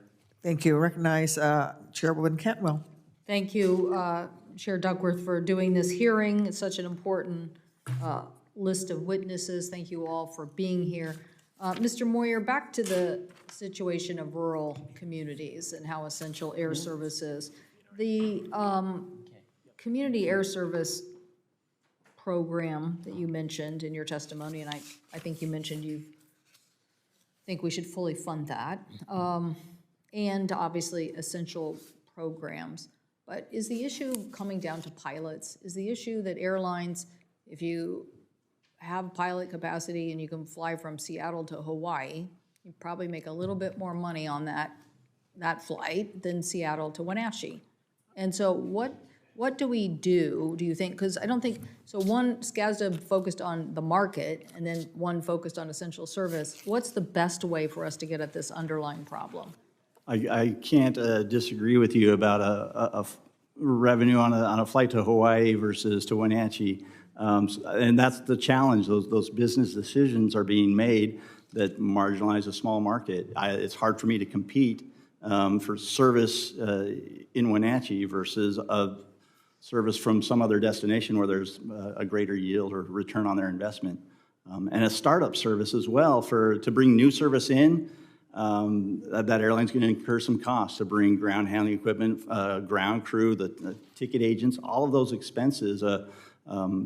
They're looking to the airports, how can you help us with that startup? And so there's some questions there as far as infrastructure and equipment that I can't answer fully right now. That is the big challenge for us in competition in other markets. From a rural standpoint, I think everyone's agreed that everyone deserves accessibility.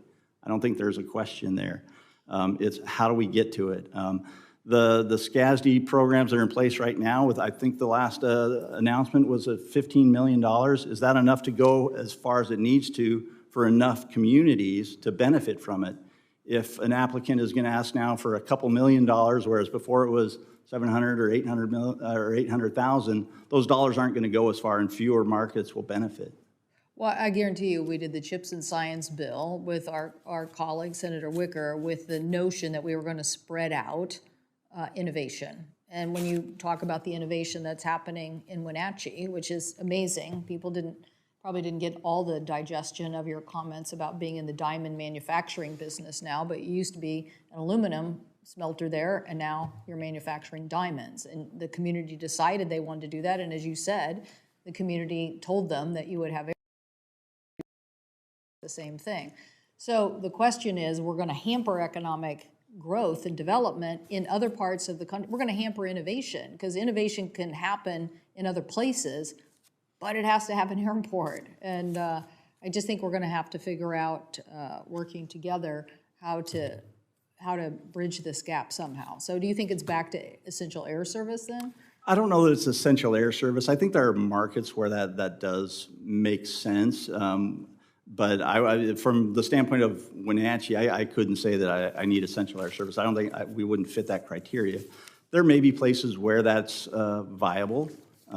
So to just scrap that program, I couldn't sit here today and tell you that would be my suggestion. Okay, Ms.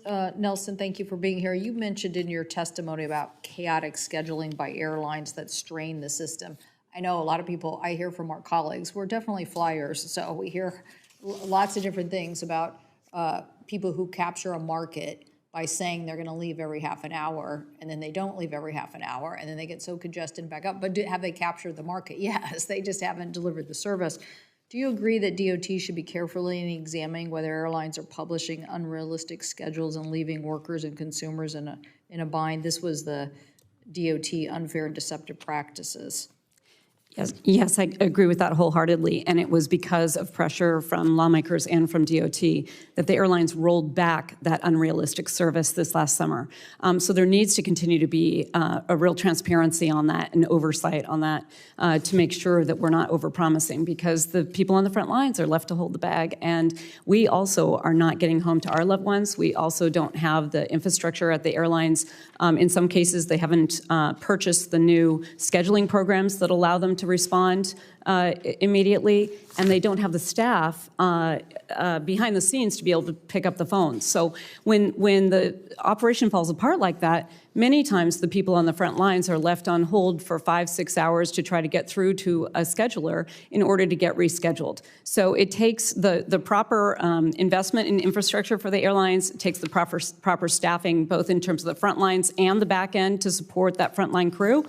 And it can't be, as Senator Welch said, just driven to share price, because that is what we end up with when that's the only objective at the airline. Mr. McGee, your testimony was clear, so I'm pretty sure you think that passengers deserve refunds in a timely fashion. But do you think we should also up the oversight by DOT on this so that you actually are forcing the airlines to comply with this? Yes, thank you, Senator. Do we have enough infrastructure to oversee that, is what I guess I'm saying. No, it's clear we don't. We're in constant touch with the DOT, and they expressed in 2020, when they received a record number of complaints from consumers on refunds, a total of some 29,000, that their staff was overwhelmed just processing it. And understand, that's not acting on the refunds, that's just processing it. The bottom line is that when you look at the refund problem, there are multiple layers to it. One is the fact that we do have an existing DOT rule that says you are entitled to a cash refund if your flight is canceled for any reason, whether it's the airline's fault or not.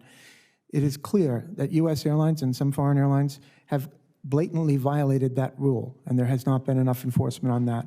But an additional problem, sitting right behind me is my colleague Matt Stoller. He had a flight canceled last summer. He was entitled to a cash refund, he and his wife, and he forwarded me a text from Delta Airlines that said, "We're sorry your flight was canceled. You're entitled to a credit."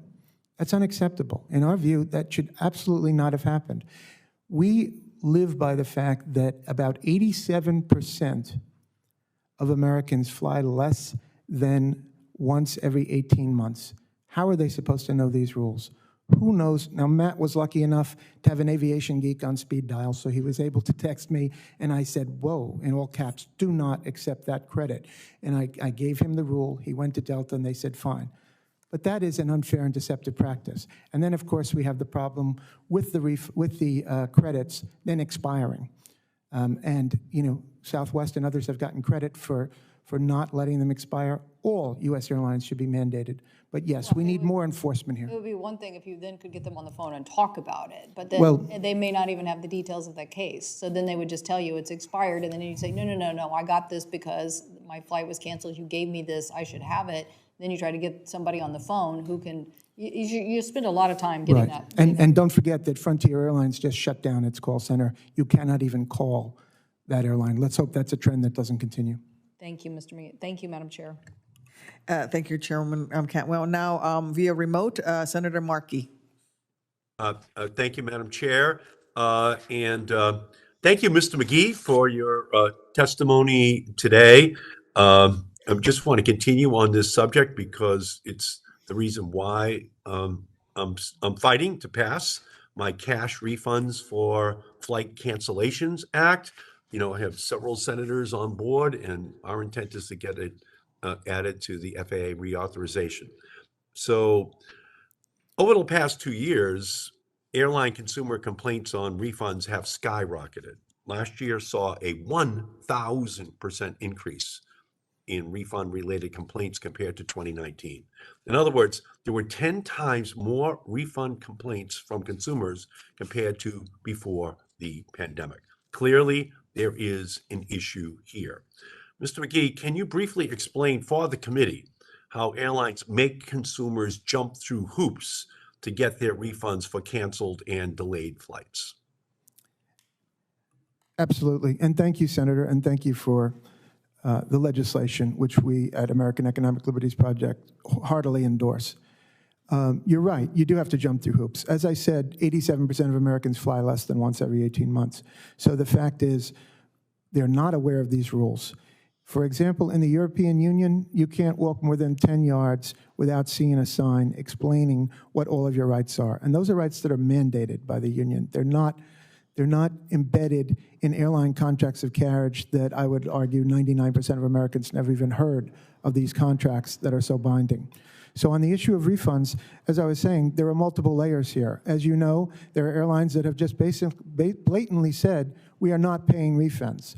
Then you had the situation during COVID where there were lockdowns, and we were being told by local, state, federal authorities at certain times, by President Trump, by the CDC and medical authorities, you should not fly. Foreign governments were saying Americans were not welcome there. And yet, the rule as written says that if the flight is not canceled, the passenger is not entitled to a refund. Now, that was absurd. You had Americans that were immunocompromised, that could not fly. But if you and I were both flying from Washington to Chicago, and you were on a 10 a.m. flight on United, and I was on a noon flight on United, and your flight was canceled and mine wasn't, you were entitled to a refund at the height of COVID, and I was not. So that's absurd. So we also, of course, appreciate the word cash in your legislation, cash for refunds. As I said, airlines are very, very quick to offer credits and vouchers and even sometimes mileage in place of cash. The DOT rule is clear. You're entitled to cash, but what is not clear is airlines every single day do not make that apparent to consumers.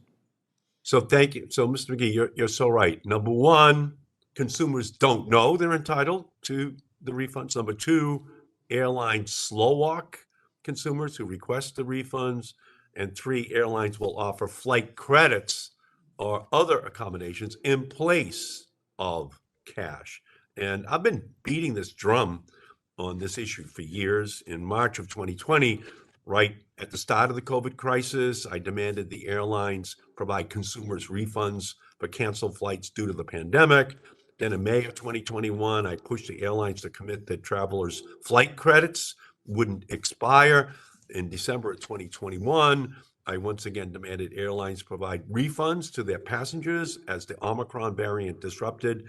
And in front of this very committee, I've repeatedly asked airline executives to provide cash refunds to consumers. Each time they have refused to make those commitments.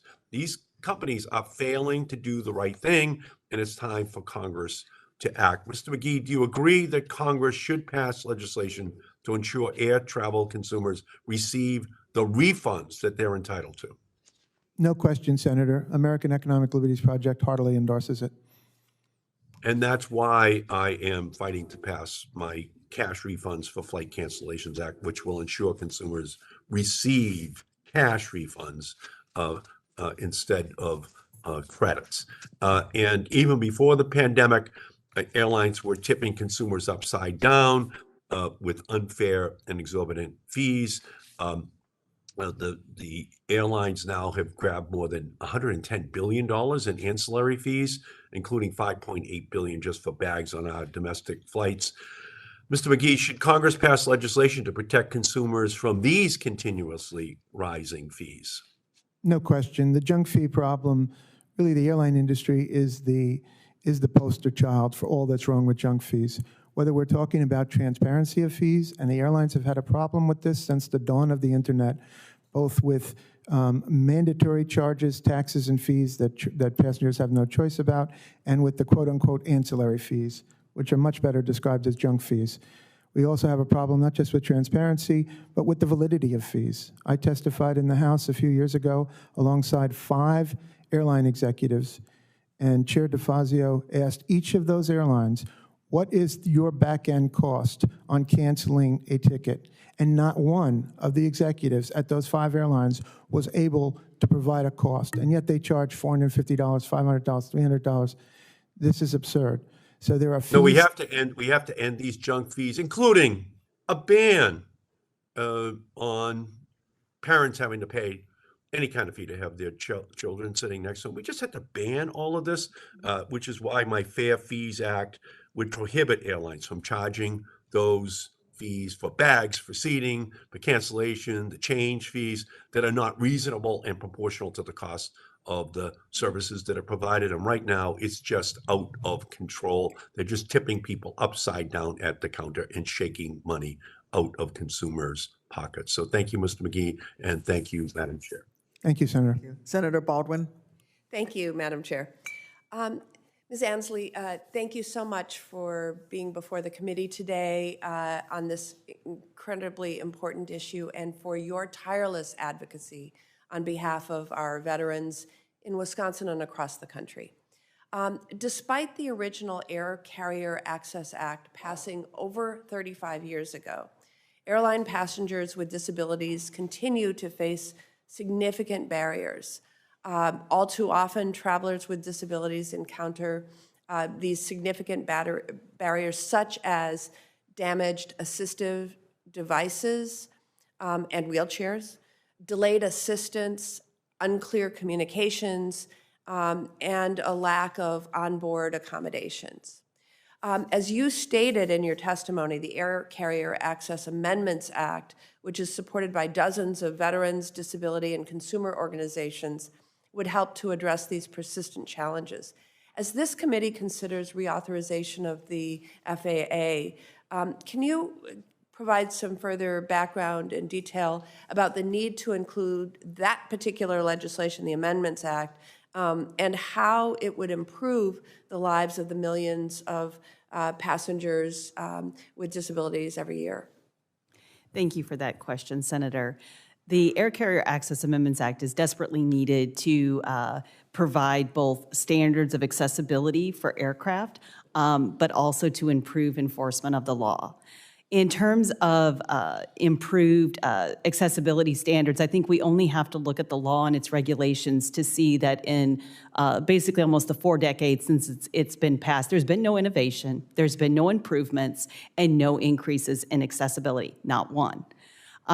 Secondly, if we, having participated in efforts to try to get lavatories that are accessible on single-aisle aircraft, which I participated in a negotiated rulemaking in 2016 on that particular issue, we have seen that without standards, we get the catch-22 of, well, if standards are coming, we don't want to do anything because then we might not comply with what the standards are. So let's just put out the standards. Let's say we have standards for people with disabilities that really mirror, we talk sometimes about not wanting to put on airlines things that we don't put on other industries. This is a situation where airlines are completely exempt from something that other industries all have to comply with, including Amtrak, Greyhound. There's been Department of Justice that brought cases against ride-sharing companies, not airlines. Mm-hmm. You're talking about enforcement. And you noted in the 2018 FAA Reauthorization Act, Congress tripled the fine amounts that could be assessed for wheelchair damage or injury to passengers with disabilities. But despite this, we have not seen the department assess any fines allowed under that provision, despite there being over 1,000 reported cases and incidences of damaged or mishandled wheelchairs and scooters in December of last year alone. So as you know, the Air Carrier Access Amendments Act would require the department to assess civil penalties for Air Carrier Access Act violations. Do you believe the enforcement provision in my bill will lead to an improvement for passengers with disabilities, and particularly our veterans? Yes, we definitely believe that stronger enforcement is needed. Many times we can't even convince our members to file complaints because they have filed so many complaints that have been found to be valid, and yet nothing changes. So we need to have certain situations where we say, you know what, this merits filing a civil penalty. Mm-hmm. And then for those cases to be sent to the Department of Justice. This is not a customer service piece of in the law. This is a civil right that people with disabilities are disabled veterans who fought for our country, Senator Duckworth, to be able to travel without fear that they're going to arrive at their destination and have their legs broken, missing, mishandled, that they themselves are going to have been injured simply because they tried to fly to get to their job, healthcare, everything else that we've all talked about here today. It is a unique circumstance that no other passenger has to deal with. Thank you for your powerful testimony. Senator Hickenlooper. Thank you, Madam Chair. Thank all of you for being here and for your service. I want to start with Ms. Nelson. Severe weather and severe turbulence from unexpected and severe weather has caused serious injury to passengers and crew. We've seen it in news stories. NOAA collects and processes environmental data to provide state-of-the-art weather predictions. A lot of people think this is going to continue to expand due to the climate change is creating exaggerations of wind shear and other causes of disturbance, of turbulence. Airlines use this data to avoid sudden episodes of extreme turbulence. How would federal investments to improve weather predictions help keep flight attendants and passengers safe? If we had better information about the potential weather patterns and whether or not turbulence is coming, we would have a better ability to protect ourselves. So on the aircraft, when we are flying, actually before we take off, when we have the briefing with the flight deck, we do talk about weather throughout the entire flight and what the forecast is and determine whether or not it's safe to get up right away, if we need to stay down for another 30 minutes, whatever it is. If we have better technology to be able to detect weather patterns and weather events, and to be able to detect turbulence such as clear air turbulence that is unseen, you have no warning for that, then we have a better ability to protect ourselves. So when we are out in the cabin with the 300-pound beverage cart and clear air turbulence hits, we're not only flying to the ceiling, so is the beverage cart, and it's likely coming down on us. I was out of work actually for a couple months with a similar injury, only moderate turbulence though. But predicting what the weather patterns are will give us a better ability to have that seatbelt sign on, to be able to protect ourselves, to be able to stow items away so that they are not projectiles in the cabin. And it is critical for the safety of everyone on board. And you're right, these events have become more and more frequent with the advancement of the climate crisis. Right, and I fully expect to see, I'm beginning to see more keep the seatbelts fastened, making sure that we keep exercise more caution going forward. Mr. Moyers, and we've talked a little bit about the importance to rural communities of air service. How does the lack of that air service hurt the economic development in rural communities? It's a great question. Thank you for it. It limits our ability to attract new industries to the area. It was stated earlier today that business relocated to the Wenatchee area because of our air connectivity. That was one of their factors. As we've seen that service diminish over time, that's a challenge for their people to move back and forth from their headquarters. The comments that I receive from folks that are business owners and operators, it's adding more time for their travel to be able to get to and from, that if they can't connect out of their home or where their business is located, driving that extra 3 hours to get on a plane one direction, another 3 to come back. Sometimes that means that they're adding a day on either end of their operation to just so it's less efficient. Right, and a burden. And we have in Colorado, we have Grand Junction, Durango, even Pueblo have restrictions. They've had to cut back on some of their air service. And in one case, it was after a company had expanded and taken office space, hired a bunch of people, and all of a sudden they lost their connection. It's a challenge. It absolutely is. When we applied for and received our most recent SCASD grant back in 2018, we had 90 different businesses and folks that contributed local match to the money we received from the DOT. Those are businesses that were expecting service to be there. That was 2018. We still haven't realized the benefit of that. It's very frustrating. Mr. McGee, and there's been a bunch of discussion already about the transparency and the issues around junk fees. How would you look at upfront price transparency and as an enhanced air experience for all passengers? Thank you, Senator. It's a fantastic question. The bottom line is there's been a lot of talk about pricing today. And, there are these statements that have been made that pricing, for example, has gone down in the deregulated era. Are we accounting for the fact that a full fare ticket 20 years ago included so many services that have now been broken out? We do not have a good tracking of that. The DOT tracks some fees, but not all fees, what the industry calls ancillary fees and what we call junk fees. So we don't even have a sense of the cost of a ticket, really, in large measure. So there, as I said earlier, there are transparency issues with fees in every booking method imaginable, whether through the airline, through a third party, through Expedia, online, offline. And it's a gotcha situation. This is what leads to sticker shock. So you go in and you look, and a family of 4 looks and says, okay, well, $250 each, it's going to be $1,000.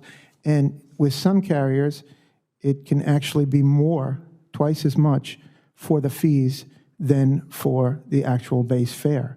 The irony here is that the ultra low-cost carriers who love their fees, they love fees for even carry-on baggage, for boarding passes, for things that blow the minds of people that haven't flown in a while and they suddenly find out they have to pay for a boarding pass.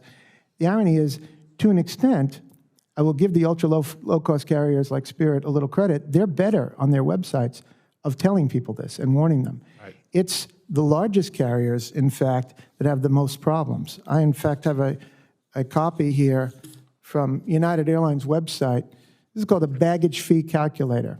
Now, this is absurd. This is one of the largest airlines in the country, and you can't go on right now and find out what they charge you to check a bag. You then have to put in your origin, your destination, your date of travel. Why? Why can't I know what the costs are ahead of time? It's like saying you have to sign to buy a new car, and then later they'll tell you what the deluxe stereo will cost. It's absurd. So there are so many inherent problems on this fee issue with transparency, with the validity. But of all the fees, I have to say the absolute worst is fees for families with children to sit together. On behalf of another organization, we did a Freedom of Information Act request, and I spent 3 days reading complaints to the DOT, and it included children that were as young as 4, 3, 2, and in 2 cases, 1-year-olds that were assigned seats apart from their family, children with autism, with other issues. And I think we've talked a lot about family seating fees, but we're not talking about the origin of it. Why is this a question? You're going beyond the Sure. question, so I appreciate that. I think the key is transparency. No question, that's a big I don't part mind of it. fees. I just think people, all businesses, but airlines especially in this context, should be transparent about the fees. Anyway, I yield back to the chair. Thank you. Thank you. Thank you to all of our witnesses for your participation today. The hearing record will remain open for 4 weeks until April 20th, 2023. Any senators that would like to submit questions for the record should do so 2 weeks from now by April 6th, 2023. We ask that all witness responses be returned to the committee by April 20th, 2023. And I do apologize for having to gavel out and run, but they called a vote 30 minutes ago and I'm trying to make it. So thank you all for being here. This is a very, very good and productive discussion today. That concludes today's hearing.